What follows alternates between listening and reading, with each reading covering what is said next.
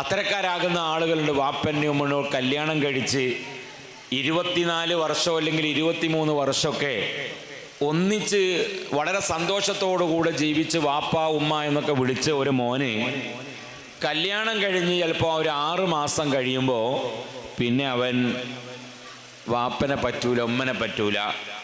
അങ്ങനെ വാപ്പനോടും ഉമ്മനോടും തെറ്റിയിട്ടാണ് പുരപ്പണി തുടങ്ങാറുള്ളത്. ആ പുരപ്പണിയിൽ ഒരു വറക്കത്തും ഉണ്ടാവില്ല. വാപ്പനോടും ഉമ്മാനോട് തെറ്റിയിട്ട് ആ പുരപ്പണി തുടങ്ങിയാൽ ആ പുരപ്പണി പൂർത്തീകരിക്കാൻ കഴിയൂല. നേരെ മറിച്ച് വാപ്പൻ്റെ ഉമ്മൻ്റെ സമ്മതം വാങ്ങിയിട്ട് എത്ര വലിയ ആളാണെങ്കിലും അല്ലെങ്കിലും ഒക്കെ ആ പൊരുത്തം വാങ്ങണം.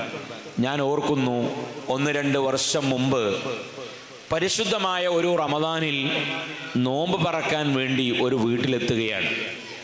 നോമ്പ് പറക്കാൻ വേണ്ടി വീട്ടിലെത്തി പ്രായം ചെന്ന ഉപ്പ, വളരെ പ്രായം ചെന്ന ഉപ്പയാണ്. ഉപ്പ